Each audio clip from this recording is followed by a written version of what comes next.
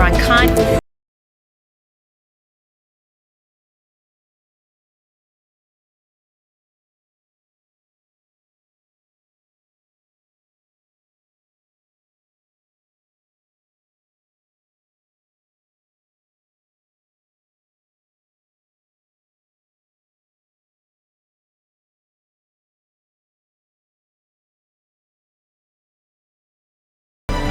पाकिस्तान जिंदाबाद।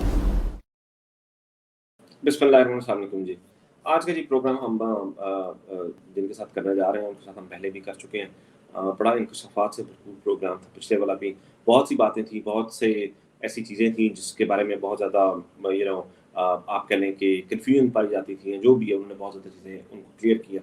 हमारी जो ऑफ द रिकॉर्ड उनसे बात हुई पिछली बार में, वो भी कुछ ऐसी तफसीलात थी कि जिनका शायद जिक्र करना अभी भी मुमकिन नहीं है। तो आज भी शायद हम वो वाली चीज़ें ना कर सकें। हम कोशिश करते हैं कि जितना हम इसको कोशर और होम्योपैथिक रख सकें, हम करने की कोशिश ज़रूर करेंगे। शहजाद अकबर साहब हमारे साथ हैं। अस्सलाम वालेकुम शहजाद साहब, कैसे जी, हैं? अस्सलाम वालेकुम अली। ठीक ठाक है।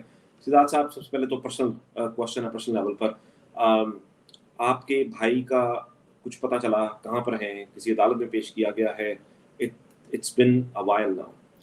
जी अली, ये तकरीबन 3 माह होने को आ गए हैं और किसी अदालत में कहीं पेश नहीं किया गया। सरकारी तौर पर तो अदालतों में यही इनको एक रटा-रटाया जवाब है जी कि ना हमारे पास है, ना वो ये हैं। मेरे भाई के सिलसिले में चूँकि एक वीडियो बनी हुई थी जो मोबाइल कैमरे से बनाई गई थी, तो वो एक सबूत के तौर पे है, तो इसलिए आसान नहीं था। फिर बाद में तातारड़ की प्रेस कॉन्फ्रेंस भी आ गई। बड़ी हैरत की बात है अली, सबसे पहले ये देखें कि 28 को उसका घर से उठा लिया जाता है। 1-2 दिन तो हम तमाम इदारों से चेक करते हैं, नहीं पता चलता। विदिन 24 आवर्स हेबियस की पिटीशन हो जाती है, एफआईआर रजिस्टर हो जाती है। इस्लामाबाद हाई कोर्ट में मामला टेक अप हो जाता है। इस्लामाबाद हाई कोर्ट में मामला टेक अप होता है तो पहले 4-5 दिन जो कोर्ट है, जिस तरह से एक हेबियस पिटीशन में होना चाहिए, उन्होंने बड़ा शिद्दत के साथ कि जी पुलिस आए, वो अपना बयान दे, मिनिस्ट्री ऑफ डिफेंस आए, सबसे उन्होंने पूछा और सब ने इनकार कर दिया। वीडियो कोर्ट में पेश कर दी गई। जज साहब ने कहा कि मैं वज़ीर आज़म को भी बुलाना पड़ा तो बुलाऊंगा। अच्छा, फिर उस वीकेंड के ऊपर जी पता नहीं क्या हुआ कि मंडे को ना ही डीजी रेंजर्स पेश हुआ और साथ उन्होंने जनाब आते साथ ही जो जज साहब हैं वो भी थोड़ा सा बैकफुट पे चले गए और उन्होंने केस जो है वो चीफ जस्टिस ऑफ पाकिस्तान को भेज दिया। अब जो बाद में कुछ में मुझे जो मीडिया से रिपोर्ट्स पता चली वो ये थी कि उस वीकेंड के ऊपर जो जज साहब थे जिन्होंने बड़ा शिद्दत से एक्शन लिया था और बड़ा वो फ्रंट फुट पे थे, उनके ही किसी अजीज को भी उठा लिया गया था वीकेंड के ऊपर, जिसकी वजह से उन्होंने अपने आप को केस से अलग कर लिया। अब ये भी देखिए कि जजेस भी महफूज नहीं है तो वो जज के रिश्तेदार को उठा लिया। जी, मुझे तो खुद ही उस मीडिया से पता चला कि जी उनके किसी अजीज को उठा लिया गया। और फिर आप याद करें कि मोहसिन अख्तर कियानी साहब के खिलाफ एक घड़ा हुआ रेफरेंस भी फाइल करवाया गया उसी फॉलोइंग वीक में। ये गालिबन मंडे या ट्यूसडे की बात है कि उन्होंने फ्राइडे को उन्होंने पहले नोटिस इशू किया था कि डीजी रेंजर्स पेश हो। मंडे या ट्यूसडे को जो भी वो डेट थी 6 जून था वो, उस दिन उन्होंने अपने आप को केस से अलग कर लिया। लेकिन इसके बावजूद उसी हफ्ते में एक घड़ा गड़ाया रेफरेंस भी फाइल कर दिया गया जस्टिस मोहसिन अख्तर कियानी के खिलाफ। और वो जिस दिन 6 तारीख थी वो बड़े भरम थे, उन्होंने कहा जी ना मेरा नाम चलाया जाए, ना मेरी फ़ोटो चलाई जाए, ये वो। तो जो बाद में मीडिया पे चीज़ें रिपोर्ट हुई उससे तो इसको क्रेडिबिलिटी मिलती है कि शायद वाक़ई ही उस वीकेंड पे कुछ ऐसी चीज़ हुई, यानी कि जजेस भी जो इस वक़्त हैं वो कुछ इसी किस्म के थ्रेट के अंडर हैं। बहरकैफ़ मेरे भाई का मामला उसके बाद अगले 3 माह में अली सिर्फ़ 2 दफ़ा फ़िक्स हुआ, वो भी कोई दर्जनों एप्लीकेशंस हमारे वकला की तरफ से डालने के बाद, और दोनों पेशियों के ऊपर कुछ भी नहीं हुआ। कहीं चीज़ ना जा सकी और उसके बाद जो लास्ट पेशी थी वो उस दिन बेंच बैठा ही नहीं और वो मामला इस वक़्त हवा में चला गया। मैं खुद 20 साल इस्लामाबाद में प्रैक्टिस की है। मैंने हेबियस के पिटीशन में कभी ये रवैया नहीं देखा अदालतों का कि जी वो अदालत में केस ही नहीं लग रहा, फ्रेश केस है। अब इन तमाम चीज़ों से आजिज़ आके मैं क्योंकि यहाँ बरतानिया में मुकीम हूँ, यहाँ पे भी मैंने इस चीज़ को बड़ा हाईलाइट वो बल्कि एक स्टोरी भी ब्रेक हुई थी। मैंने वो स्टोरी से भी I went through it by the way. जी, जी, बिल्कुल। वो टाइम्स जो यहाँ का बड़ा मोतबर अखबार है, वो कोई ऐसे खबर नहीं छापता। उनकी तरफ से वो पूरी इस चीज़ को कवर किया गया। हुआ ये है कि चूँकि मैं बरतानिया में मैं शहरी नहीं हूँ, मैं यहाँ पे रेज़िडेंट हूँ और मैं यहाँ काम करता हूँ, जॉब करता हूँ, जिसकी वजह से वर्किंग वीज़ा है। तो उसकी वजह से और कॉमनवेल्थ का सिटीज़न होने की वजह से मेरे कुछ राइट्स हैं। तो वो चूँकि जो टारगेट था मेरे भाई को अगवा करना, वो नहीं है, उसका तो कोई लेना देना नहीं है, ना सियासत से लेना देना है, ना किसी और मामलात से था। उसको तो वाज़े तौर पर उठाया रियासत की तरफ से इसलिए गया कि शहजाद अकबर को कोर्स करना है, उसको ब्लैकमेल करना है, उससे गवाही लेनी है। अच्छा, ये जो गवाही वाला मामला है, इस पे भी बड़ी क्लैरिटी की ज़रूरत है।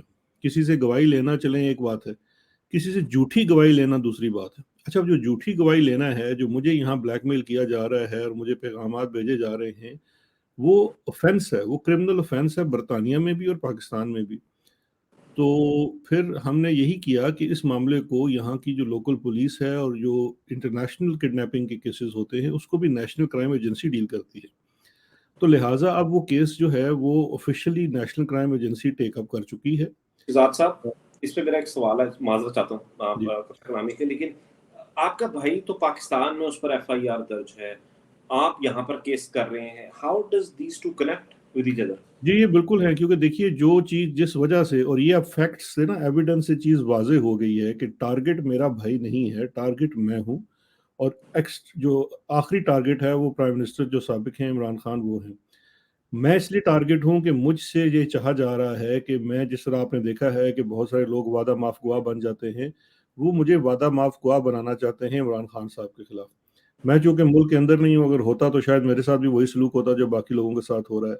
मैं चूंकि मुल्क में नहीं हूँ, तो इसलिए मेरे अजीज को उठा लिया गया, जैसे आपने बाकी केसेस में भी देखा कि अजहर मशवानी हैं, उनको दबाने के लिए उनके भाई को उठा लिया। अली अवान हैं, वो नहीं मिल रहे तो उसके भाई को उठा, यानी कि ये एक ट्रेंड है। लेकिन मेरे केस में चूंकि स्पेसिफिक एक रिक्वायरमेंट है कि वो 190 मिलियन वाला केस, जो केस नहीं है और कोई उनके पास सबूत नहीं है, कोई चीज़ नहीं है, कोई गवाह नहीं है, तो उसमें गवाह बनाने के लिए वो किया जा रहा है। अब ये जो मुझे ब्लैकमेल किया जा रहा है और जो मुझे थ्रेट्स हैं, वो बेसिकली ऑफेंस है और वो जुरिस्डिक्शन है बरतानिया की। और वही चीज़ मैंने आर्ग्यू की है लोकल पुलिस के साथ और एनसीए के साथ, और वकला ने भी यहाँ पे की। और ब्रिटिश जो एमपीज़ हैं, इस वक़्त कोई दर्जन से ज़ायद एमपीज़ हैं, जो जिनका एक पूरा ग्रुप बना हुआ है। और उसमें कोई पाकिस्तानी निजात भी नहीं है, वो सारे यहाँ के और क्रॉस पार्टीज़ हैं, वो कंज़र्वेटिव भी हैं, ये लेबर के भी हैं, और वो सारे इस इशू को रेज़ कर रहे हैं। और साथ-साथ पुलिस को भी रिपोर्ट हो गया है, तो अब पुलिस भी इस मामले को देख रही है। अच्छा, और पुलिस ये भी जानती है और ये समझती है कि ये अगवा जो हुआ है, ये कोई किसी गैंग ने नहीं किया है, ये रियासत के हाथों अगवा हुआ है।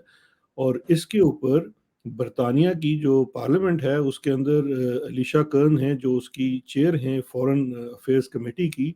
उन्होंने पिछले साल स्टेट हॉस्टेज के ऊपर एक रिपोर्ट भी पब्लिश की है।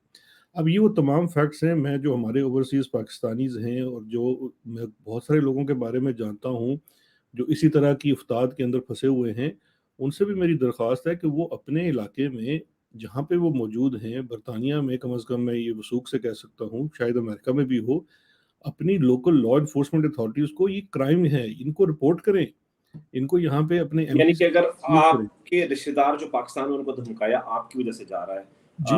तो आप बरतानिया या अमेरिका में हैं, तो आप अपने लोकल अथॉरिटीज़ को आप बताएँ, आप ये कहना चाह रहे हैं, राइट? बिल्कुल, लोकल अथॉरिटीज़ को बताएँ और आप उसमें लीगल हेल्प लें। अगर मुझसे भी कोई हेल्प लेना चाहे या कोई करना असिस्ट करना चाहे कि मैंने ये कैसे किया, तो मैं भी उनके साथ बिल्कुल उनको असिस्ट कर सकता हूँ, और कोई इसमें वो कॉस्ट भी नहीं है। जो जो तरीका जो था, जो रिसर्च हमारे लोगों ने की, चूँकि मैं यहाँ पे भी वकालत करता हूँ, तो वो सारी मौजूद है, और उसके मुताबिक वो बिल्कुल ये चीज़ अपनी लोकल अथॉरिटी के साथ रजिस्टर करा सकते हैं। पहला स्टेप जो होता है वो आपका लोकल पुलिस है।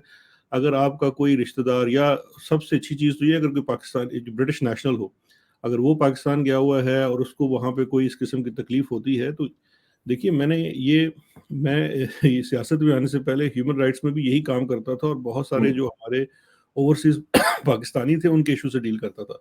अब अगर आप वहाँ पे बरतानिया पाकिस्तान में ब्रिटिश हाई कमीशन के साथ राब्ता करते हैं, तो उन्होंने एक बड़ा ज़बरदस्त बहाना गढ़ा हुआ है, और उसको हमेशा हमने कॉन्टेस्ट किया है, इवन एज़ अ लॉयर भी मैंने कॉन्टेस्ट किया है। वो ये कहते हैं कि जी आप डुअल नेशनल हैं, इसलिए आप पाकिस्तान की जुरिस्डिक्शन के अंदर वो फ़ॉल कर लेते हैं। अच्छा, ये बहाना है। आप डुअल नेशनल हैं तो ज़रूर हैं, लेकिन इसका ये मतलब नहीं है कि रियासत आपके साथ ज़्यादती करेगी। जहाँ रियासत अपने कानूनी क़यूद से बाहर निकलेगी, आपके साथ ज़्यादती करेगी, आपको हब्से बेजा में रखेगी, किडनैपिंग होगी, ब्लैकमेलिंग होगी, वो तमाम चीज़ें जहाँ के आप शहरी हैं या जहाँ पे आप बाहर रह रहे हैं, उनकी भी जुरिस्डिक्शन बनती है। یہ انٹرنیشنل پرائیویٹ لاء کے اندر بھی آتا ہے. تو لہٰذا یہ تمام آپشنز ہمارے اوورسیز پاکستانیز کے پاس موجود ہیں. اور یہ جو بار بار ڈرایا اور دھمکایا جاتا ہے کہ جی ہم نے جناب تصویریں کھینچ لی ہیں اور آپ کے جناب خلاف کارروائی کرے گی، یہ سب بہانے بازی اور ڈرانے کی چیزیں ہیں. آپ کوئی قانون نہیں توڑیں اور آپ کی جو رائٹس ہیں آپ اپنے رائٹس کے اندر رہیں تو آپ یہ چیزیں ضرور ٹیک اپ کر سکتے ہیں جیسے میں چل نے. ٹھیک ہے شہزاد صاحب، اللہ تعالیٰ آپ کے بھائی کو جلد بازیاب کرائے اور وہ جو ہے وہ آپ کے ساتھ ہو دوبارہ اور ان حالات کو تھوڑا سا بہتر کریں. خان صاحب اس وقت جیل میں ہیں. 6 اگست کو میرے خیال سے ہم نے پروگرام کیا تھا اور آپ نے یہ بات کہی تھی کہ جلدی تو باہر نہیں آنے دیں گے. ہمیں ایسا لگتا تھا کہ اسی ہفتے میں شاید آ جائیں گے. تو آپ نے بڑا یہ کلیئر کیا آپ نے کہا نہیں، یہ اس نیت سے انہوں نے نہیں پکڑا ہے. ہم سن رہے ہیں کہ ان کے ساتھ وہ کیا کر رہے ہیں، جس طرح آئسولیشن میں رکھا گیا ہے اکیلے ایک کمرے میں، اور کیا سہولیات ہیں، کیمرہ وغیرہ بھی اور وغیرہ وغیرہ. ہم یہ تمام چیزیں سنتے رہتے ہیں. یہ جو پلان ہے یہ بھی کیا F7 F8 جو آپ نے ذکر کیا تھا سیف ہاؤس میں اسی طرح کا پلان ہے؟ اور آگے پلان کیا ہے ان کا آخر؟ آج ہم نے کل کی جو ہم نے کارروائی دیکھی، کل جب جمعے والے دن جو عامر فاروق صاحب کی عدالت کی کارروائی دیکھی، پچھلے 3 دن کی دیکھی، اب یہ کارروائی جو ہے یہ پیر کی صبح تک چلی گئی ہے. تو where do you see this going؟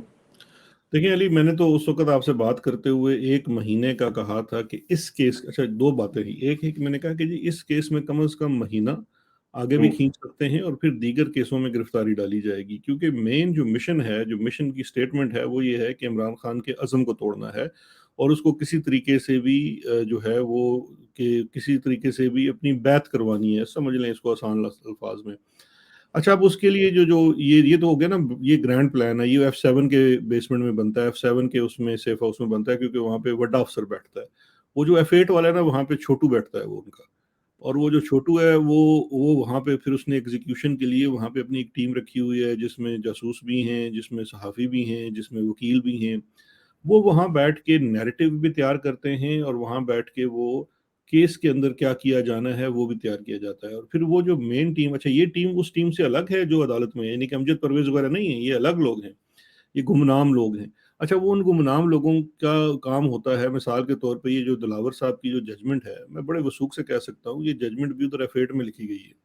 یہ ججمنٹ کوئی ادھر دلاور صاحب کی عدالت میں نہیں لکھی گئی. اس کی اگر آپ، میں آج بھی چیلنج کرتا ہوں کہ دلاور کی آپ پچھلے 10 سال کی آرڈرز، کورٹ آرڈرز نکالیں، ان کی انگریزی نکالیں اور اس آرڈر کی انگریزی نکالیں، آپ کو فرق صاف پتہ لگ جائے گا.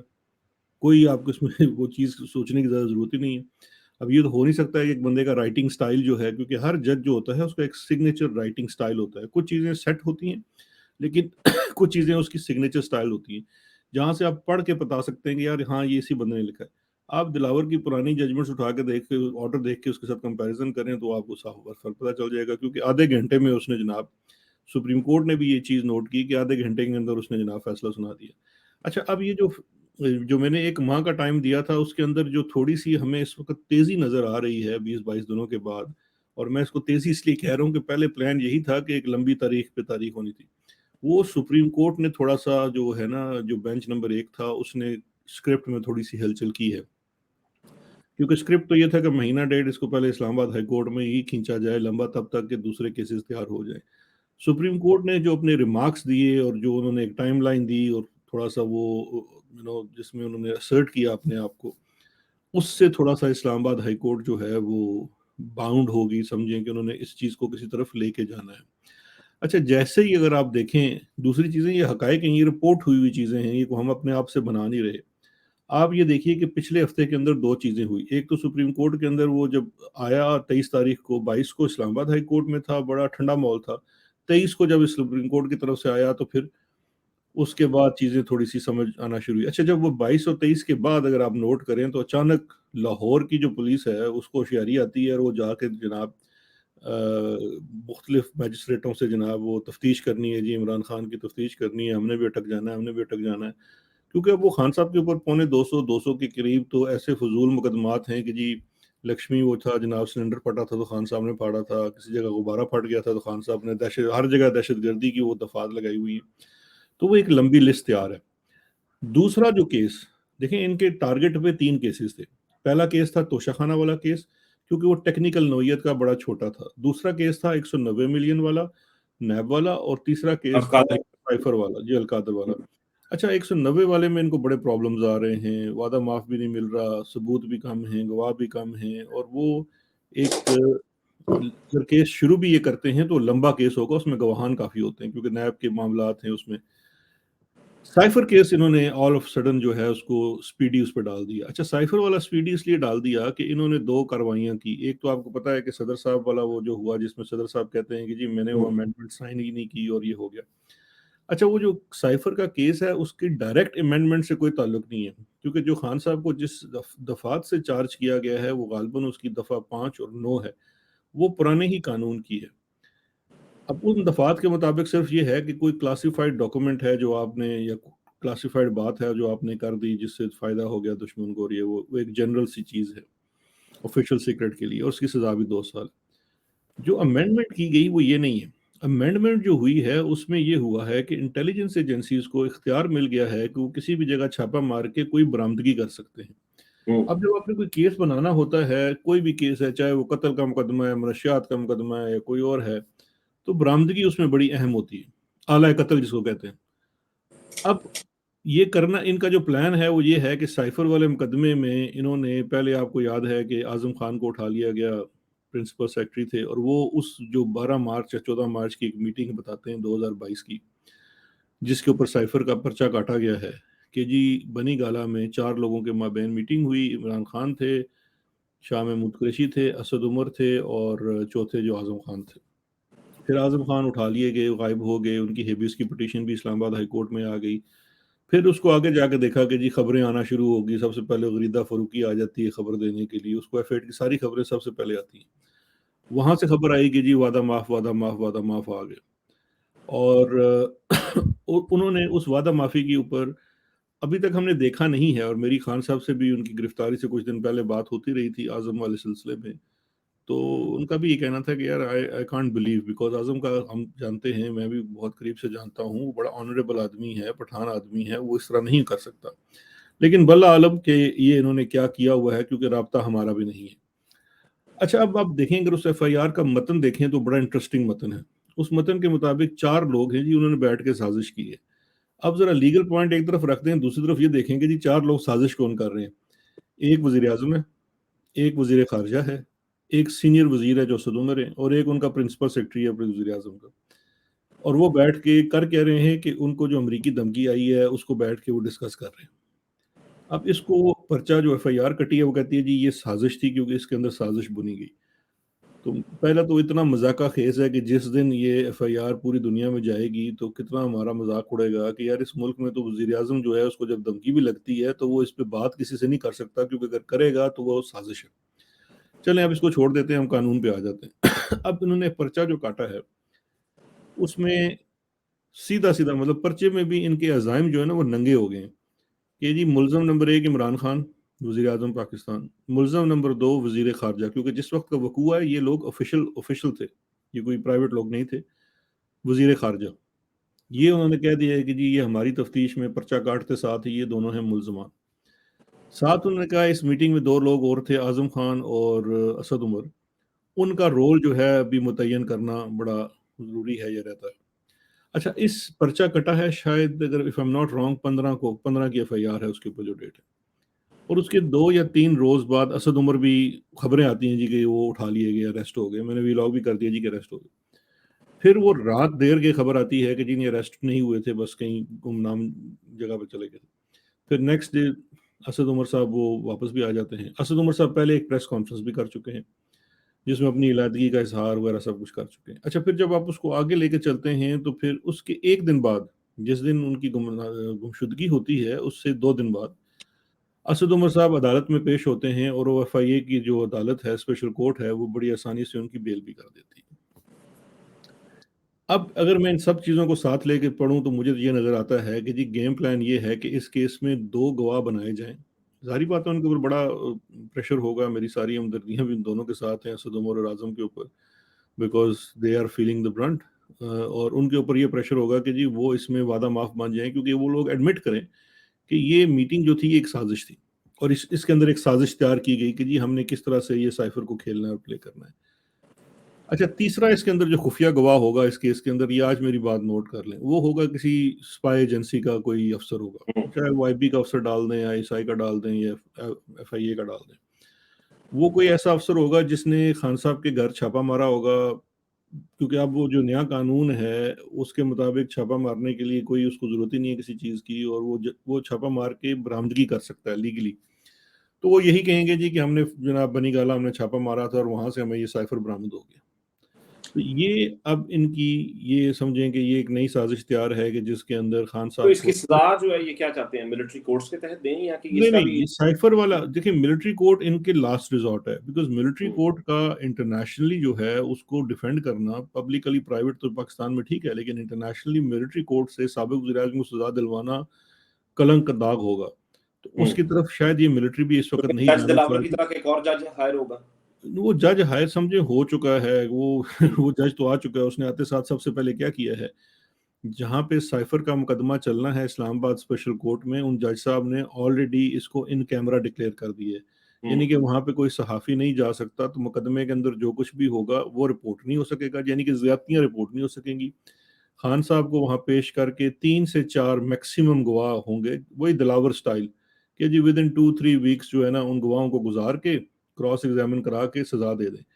یعنی کہ اگر جب توشہ خانہ کی سزا معطلی ہو تو ایک اور جو سزا ہے، لیکن ٹرائلز تو چلتے ہیں نا، مثال کے طور پہ ہوں، نیب کا ٹرائل ہے، وہ آج چلانا شروع کریں اگر اس میں 20 گواہ ہیں تو وہ بڑا لمبا چل سکتا ہے، یا 10 گواہ بھی ہیں تو لیکن یہ جو اوفینسز ہیں جن کو میں اسپیشل کورٹس کے سامنے کہتا ہوں کہ ایک یہ ان کو اسٹیچوٹری اوفینسز کہتے ہیں کہ جس کے اندر نا بڑی وہ سزا تھوڑی سی ہوتی ہے لیکن وہ سزا ہوتی ہے. اب اس کے اندر یہ جو آفیشیل سیکرٹ والا ہے وہ 2 سال کی سزا ہے، لیکن وہ ڈسکوالیفیکیشن تو ہو جائے گی، سزا تو ہو جائے گی. تو لہٰذا گیم پلان یہی ہے کہ توشہ خانہ کے بعد اگلا جو ٹارگٹ ہے وہ سائفر والا کیس ہے. تو سائفر میں بھی تو پھر معطلی نہیں ہو جائے گی شہزاد صاحب، کیونکہ 3 سال سے جو 7 سال سے کم سزا ہے وہ تو فوراً معطلی ہو جاتی ہے، وہ پھر ہو نہیں جائے گا اگر 2 سالوں نہیں کی سزا تھی؟ سزا تو کوئی بھی ہے وہ ہائی کورٹ اس کو معطل کر سکتی ہے. مطلب اگر ہوں، آپ اس کو ان ریئل ٹرمز دیکھیں گے تو ایون سزائے موت بھی اور قتل کے مقدمے میں بھی اگر اس میں سبسٹنس نہیں ہے تو عدالت جب وہ پہلی پیشی ہوتی ہے جس طرح آج کل خان صاحب کی توشہ خانہ میں ہو رہی ہے اس کے اندر اس کو معطل کر سکتی ہے سزا کو. یہ نواز شریف کی بھی تو سزا معطل ہی ہوئی تھی نا جب وہ شروع میں، اور پھر مریم کی آپ کو یاد ہے کہ سزا جو ہے وہ ایون فیلڈ میں پہلے معطل ہوئی تھی بعد میں ختم ہو گئی. تو یہ وہ معطل تو وہ کیونکہ بیل ہوتی ہے نا، اس میں کوئی فائنل ڈیسیژن تو ہوتا نہیں ہے. تو لیکن جو ڈسکوالیفیکیشن ہے وہ تو ہو جائے گی نا. سزا معطلی اور چیز ہے، ڈسکوالیفیکیشن تو ہو جائے گی. تو مین ٹارگیٹ تو وہی ہے کہ آپ نے ان کو ڈسکوالیفائی کرنا ہے، اور پھر وہ چیز وہاں رکنی نہیں ہے. یہ جتنے جو باقی مقدمات بنائے گئے ہیں دہشت گردی کے مقدموں میں یہ سارے. اچھا میں یہاں پہ نا ایک اور چیز کا ذکر کرنا چاہوں گا، کیونکہ یہ دیکھیں ہم اسٹریٹجی کی بات کر رہے ہیں، کیونکہ ہم تو اس وقت سمجھیں کہ قسم کا اسپیکولیٹ کر رہے ہیں نا کہ جی ان کی اسٹریٹجی انہوں نے یہ بنائی اور وہ ان کے اقدامات سے نظر آ رہا ہے کہ یہی ان کی اسٹریٹجی ہے.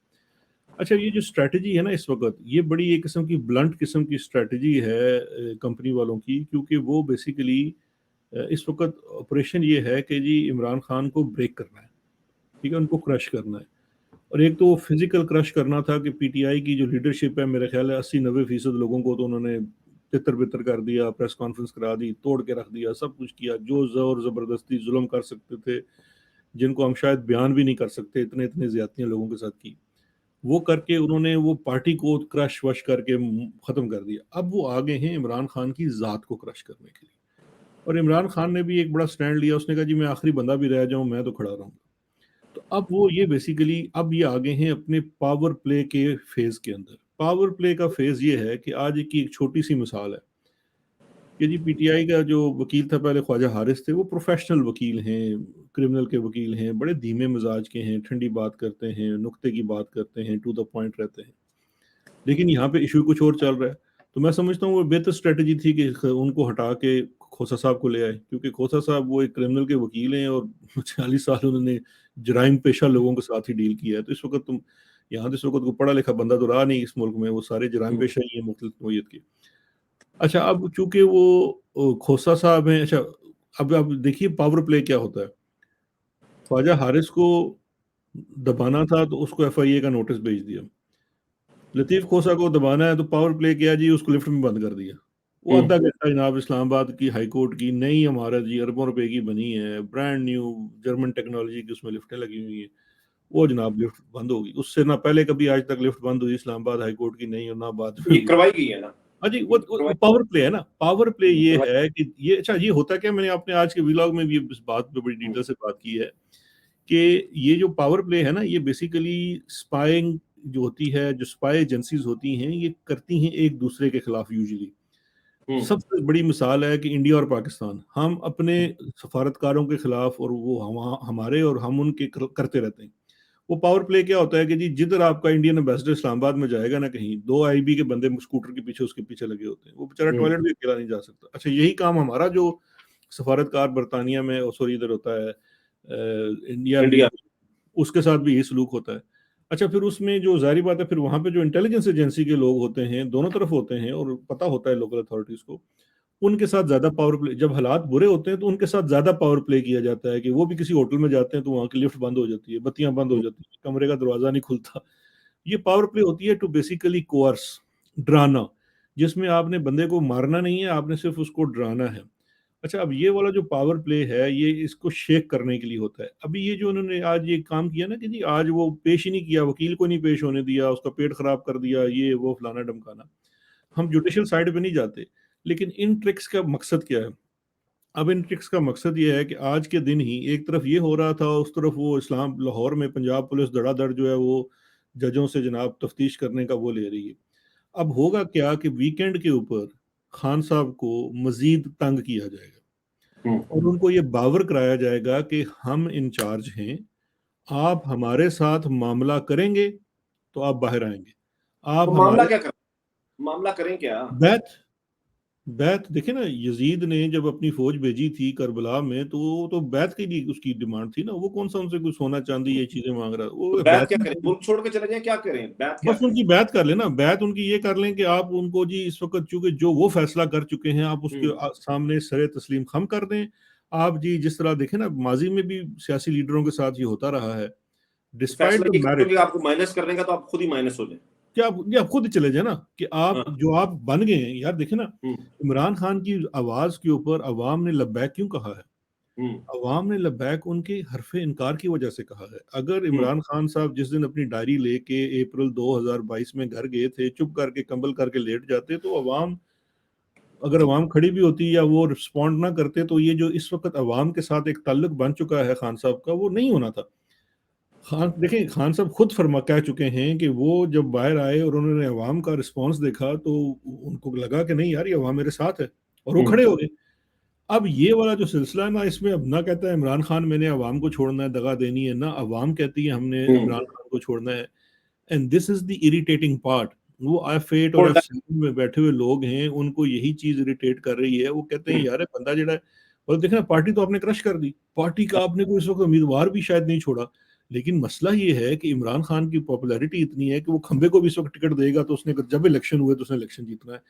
یہی چیز ہماری کمپنی کے لوگوں کو جو ہے وہ ہضم نہیں ہو رہی اور ان کو بری لگ رہی ہے. وہ یہ چاہتے ہیں کہ خان صاحب جو ہیں وہ کسی جسے وہ ہے نا سرور پیلس میں چلے جائیں, وہ لنڈن کے اس میں چلے جائیں اور کسی دوسرے ملک چلے جائیں, تاکہ وہ کہیں گے اچھا یار یہ بندہ سین سے ختم ہو گیا. کیونکہ وہ والی بات بن گئی ہے کہ اب وہ عمران خان اس کمپنی کے لیے وہ ہڈی بن چکی ہے جو نہ ان سے نگلی جا رہی ہے اور نہ وہ ڈھکی جا رہی ہے. اچھا شہزاد صاحب, میرے ساتھ نا ایک دو سوالات بھی ہیں, کیونکہ ہم یہ لائیو جا رہے ہیں تو ایک دو لوگ ہیں جو سوال کرنا چاہتے ہیں, اور میرا نا کمپنی کے اس پہ نا ایک بڑا انٹرسٹنگ سوال بھی, انٹرسٹنگ تو نہیں ہے خیر فیکچوئل ہے, میں اس کو وہ ثابت کروں گا. Studio if we have anybody producer تو ان کو ذرا کر لیں, اور جو کوئی بھی ہے ان سے میری درخواست ہے کہ اپنا کیمرہ بھی آن رکھیں اور اپنا نام بھی وہاں پر آپ کا آ رہا ہو جی اسٹریم میں. اگر آپ کے پاس کوئی ہے تو آپ اس کو ایڈ کر سکتے ہیں.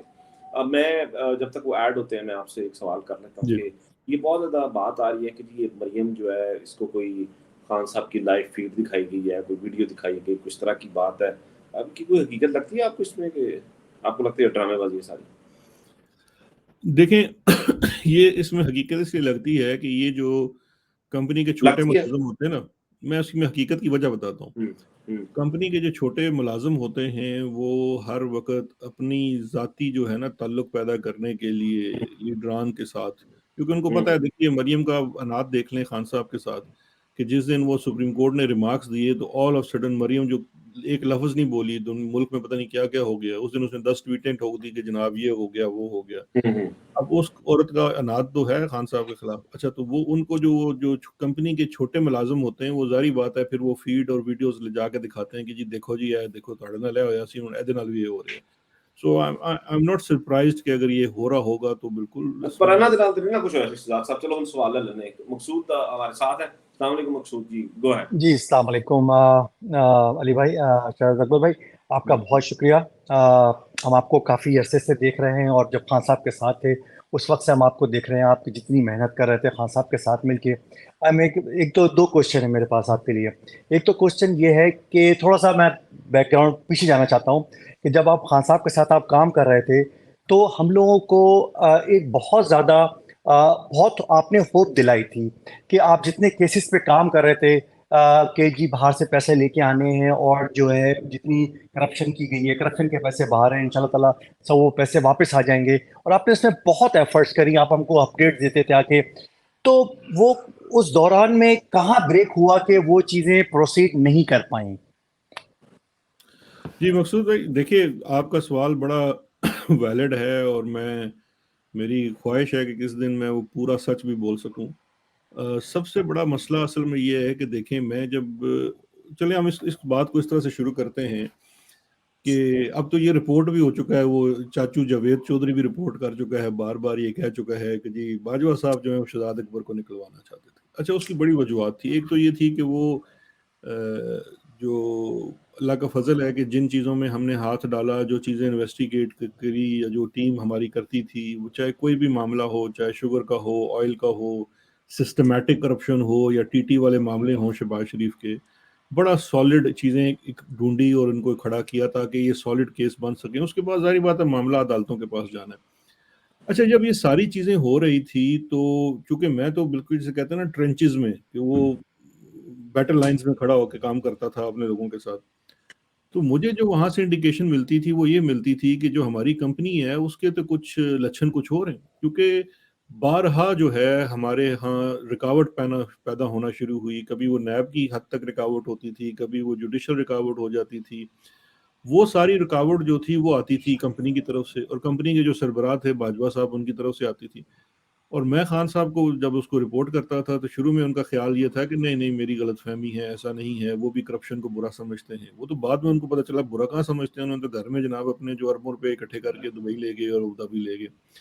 تو وہ سب سے بڑی جو تھی وہ رکاوٹ تھی مقصود بھائی۔ دیکھیں دو چیزیں تھی، ملک کے اندر بھی بڑے بڑے کردار تھے، بڑے بڑے وہ چیزیں کرتے تھے، جب کسی شخص کے اوپر ہم ہاتھ ڈالتے تھے تو سب سے بڑی سفارش تو پنڈی کے بڑے گھر سے آ جاتی تھی، باجوہ صاحب سے بھی باجوہ صاحب سے آ جاتی تھی۔ ان کے جو سسر صاحب تھے ان کا شام کو دربار لگتا تھا جس میں ہمارے بھی بہت لوگ جاتے تھے، لیکن سارے جو ملک کے بڑے بڑے نامی گرامی لوگ ہیں وہ اس دربار میں جا کے حاضری دے کے اپنی وہ کلین چٹ کرا کے لے جاتے تھے۔ ہم بندے پکڑتے تھے، وہ جسے کہتے ہیں نا اسی چور شام نو بند کر کے آندے سن سویرے چھٹ کے سناب ساڈے سر تے کھڑے ہوندے سن۔ تو یہ پرابلمز تھے، اور یہ بڑے شدید پرابلمز تھے۔ اچھا پھر دوسرا یہ ہے کہ انسٹیٹیوشنل کیپچر کا پرابلم ہے مقصود بھائی۔ ہمارے پاس کچھ 3.25 سال کا مدت تھی، 3.5 سال کی مدت تھی، اور ہماری جو حکومت تھی، اور وہ خان صاحب نے بعد میں ان کو بھی احساس ہوا، اور وہ کہتے تھے، انہوں نے پبلکلی بھی کہا ہے کہ مجھے شروع میں یہ حکومت لینی ہی نہیں چاہیے تھی، فوری طور پہ انتخابات کروا لینے چاہیے تھے۔ ہماری تو اتحادی حکومت تھی، کبھی ہمارا ایک اتحادی لیٹ جاتا تھا، اچھا وہ انہوں نے جب ہمیں وہ کرنا ہوتا تھا تو کبھی ایک اتحادی کو لٹا دیتے تھے، کبھی دوسرے اتحادی کو لٹا دیتے تھے، اور یہ سسٹمیٹیکلی انسٹیٹیوشنز کا کیپچر کیا ہوا تھا، چاہے وہ نیب ہے، چاہے وہ ایف آئی اے ہے۔ میرا 1.5 سال دیکھیں، کچھ ادارے تو تھے جو ڈائریکٹلی ہمارے کنٹرول میں تھے، ایف آئی اے کے تھے۔ میرا تو اتنا عرصہ کمپنی کے ساتھ اس بات پہ لڑائی رہی کہ کمپنی کہتی تھی کہ ہمارے افسر آپ لگائیں ایف آئی اے کے اندر۔ میں کہتا تھا یار آپ کے افسروں کا کیا تعلق ہے ایف آئی اے کے اندر؟ ایف آئی اے کا تو ایک اپنا وہ ایک سٹاف ہے، اگر اس کے اندر بھی ہمارے انٹیلیجنس ایجنسیوں کے افسر آگے لگ جائیں گے تو پھر وہ کام وہاں پہ کیسے ہوگا؟ اسی طرح کی ان کی انسسٹنس ہوتی تھی کہ اینٹی کرپشن کا جو محکمہ ہے، ایک دفعہ ایک بریگیڈیئر صاحب کی سی وی لے کے آگے، اس کی میں نے بھرپور مخالفت کی۔ میں نے کہا جی وہ آرڈیننس کے بریگیڈیئر ہیں، وہ توپیں چلانے کا ایکسپیرینس ان کے پاس ہے، یہ انویسٹیگیشن کے معاملات ہیں، یہ کیسے دیکھ سکیں گے؟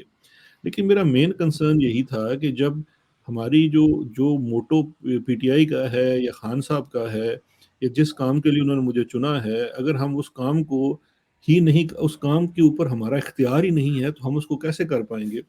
تو یہ ہمارے ہاں سب سے بڑی جو تھی وہ رکاوٹ تھی.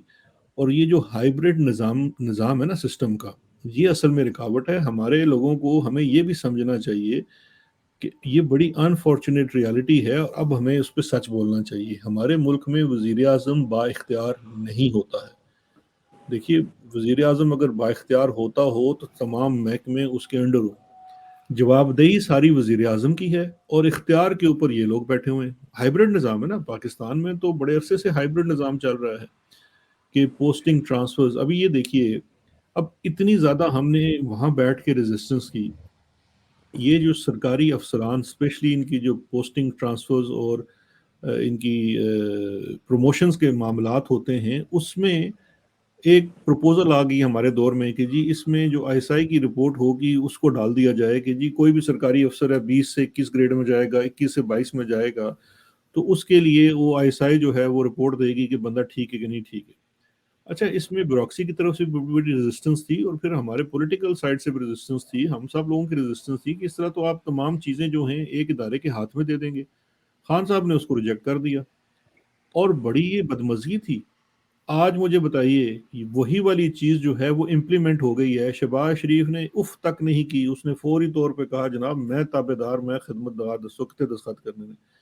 اب آپ مجھے بتائیے کہ انسٹیٹیوشنل کیپچر اور کیا ہو سکتا ہے؟ نیب تو پہلے ہی مرہون منت ہے کمپنی بہادر کا، ٹھیک ہے جی. نیب کے بعد اب آپ آ جائیں اپنے سیکٹریز کے اوپر. اب یہ جو جتنے سیکٹریز ہیں، ڈی سیز ہیں، کمشنرز ہیں، اب ان کی پوسٹنگ ٹرانسفرز کے لیے آئی ایس آئی کی سرٹیفکیٹ چاہیے ہوگا کہ بھائی بندہ اچھے کریکٹر کا نہیں ہے. اب جو بندہ لوکل او سی کا یا کمانڈر کی بات نہیں سنے گا، اس کو پتا ہے یار کل میری پروموشن ہی نہیں ہونی ہے یا میری پوسٹنگ ٹرانسفر ہی نہیں ہونی ہے. تو آپ نے تو ہاتھ پاؤں باندھ کے پورے نظام کو ان کو دے دیا. اور اب تو اوپر سے وہ مطلب کہتے ہیں نا مذاق کی بھی انتہا ہو گئی ہے کہ اب زراعت میں بھی آ گئے ہیں. چلیں اب نا ہمارے پاس نا وقت بھی ختم ہو رہا ہے شہزاد صاحب. بس میں آخری ایک سوال ہے. Maqsood Sahab thank you very much for your question. Thank you Shah Sahab. Shahzad صاحب وقت ختم ہو گیا ہوا. میں نا دو چھوٹی چھوٹی جی چیزیں میرے پاس. ہم مریم کی بات کر رہے تھے اس والے سوال سے پہلے.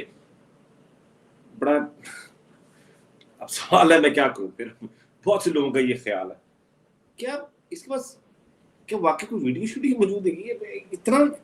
اتنا بلیک میل کیوں ہو رہی ہے اس حد تک؟ نہیں، کمپنی بلیک میل ہو رہی ہے یا کمپنی دیکھیں کمپنی بلیک میل نہیں ہو رہی. میں یہ سمجھتا ہوں کمپنی کی اپنی پالیسی ہے. یہ ان کی اپنی جینون پالیسی ہے. یہاں پہ علی بڑی واضح طور پہ سمجھ لیجئے کہ اس وقت یہ مریم وغیرہ بھی ہے نا، یہ میٹر ہی نہیں کرتے. یہ لوگ عمران خان کے سامنے، آپ سمجھیں، میں ان کو اگر صحیح معنوں میں مجھ سے پوچھیں تو وہ انگریزی کا ایک اصطلاح ہے پگمیز. وہ چھوٹے چھوٹے سے نا ایسے بونے سے یہ لوگ ہیں. یہ نہیں، عمران خان کے سامنے یہ لوگ کچھ ہیں ہی نہیں. یہ تو ویسے ہی وہ جسے کہتے ہیں نا اپنے اناد میں جا کے ساتھ کھڑے ہو کے تاڑی بجا رہے ہیں. Otherwise they stand nowhere in front of Imran Khan. مسئلہ یہ ہے کہ یہ جو عمران خان کی قداور شخصیت ہے اور عوام سے اس کا جو رابطہ ہے، کمپنی کو وہ نہیں باتا. یہ سارا پلان کمپنی کا ہے، یہ پی ڈی ایم کا نہیں ہے. یہ پی ڈی ایم کیا بیچتی ہے؟ آپ دیکھیے نا، پی ڈی ایم کی حکومت ختم ہو چکی ہے. وہ تو جا چکے ہیں، وہ تو ساری اس وقت لنڈن بیٹھی ہوئی ہے، ایون فیلڈ اپارٹمنٹ میں بیٹھے جناب، وہ کے ایف سیز کھا رہے ہیں. لیکن جو نظام ہے، جو سسٹم ہے، وہ ایگزیکٹلی وہی چل رہا ہے جو کمپنی بہادر کا آخری واسرائے باجوہ لگا کے گیا تھا. لاہور کا سیکٹر کمانڈر لگا کے گیا تھا، کوئی تبدیل نہیں ہوا. اسلام آباد والا وہی ہے، ڈی جی سی وہی ہے، تمام آئی وہی ہے. تو یہ کنٹینیوٹی ہے اس نظام کی، اور اس نظام کا یہی سلسلہ ہے کہ انہوں نے عمران خان کو کرش کرنا ہے.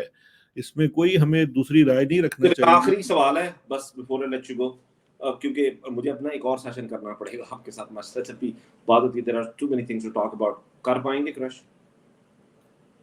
دیکھیں، وہ کہتے ہیں نا کہ پرشین کا ایک ایڈیم بھی ہے کہ تدبیر کنن بندہ تقدیر کنن کھندہ. کہ انسان تو تدبیریں کرتا رہتا ہے، لیکن ایک تقدیر ہے، ایک اوپر والا پروردگار بیٹھا ہوا ہے، اس کا ایک اپنا پلان ہوتا ہے. آپ کو نہیں پتا یہ کیا کر پائیں گے. میرا تو یہ بڑا پختہ ایمان ہے کہ یہ جو بھی تدبیر کر لیں آخر میں ہوگا وہی جو ہمارے رب نے فیصلہ کیا ہوا ہے. اور اگر اس کا فیصلہ یہ ہے کہ پاکستان میں قائم رہنا ہے، تو پھر میرے بھائی کمپنی کو واپس اپنی چھاوری میں جانا پڑے گا. عمران خان ہے یا باقی سیاسی لوگ ہیں، فیوچر میں اور دیکھیں نا، مستقبل میں اور بھی سیاسی لوگ آئیں گے، اختیار ان کے پاس ہی ہوگا کیونکہ جواب دہی ان کی ہے. اور اگر خان صاحب نے اس وقت حرف انکار بلند کر کے اپنی قربانی دے کے وہ اس چیز کو چلا رہے ہیں تو یہ سلسلہ چلے گا اور ان کی ریزسٹنس سے ہی آپ کے معاشرے میں بدلاؤ آئے گا. چلے آپ کا بہت شکریہ شہزاد اکبر صاحب, thank you very much. I will proudly will bother you again next week. ہم امید کرتے ہیں کہ تب تک خان صاحب جو ہیں وہ ہمارے ساتھ ہوں گے اور ہم ذرا بہتر پوزیشن میں ہوں گے پرابیبلی. اور جو آپ جس طرح آپ نے کہا آخری بات کہ ان کے پلان ہے, اور پھر وہ ہوگا وہ جو اللہ تعالیٰ کا پلان ہوگا. آپ کا بہت شکریہ ہمارے ساتھ رہنے کا.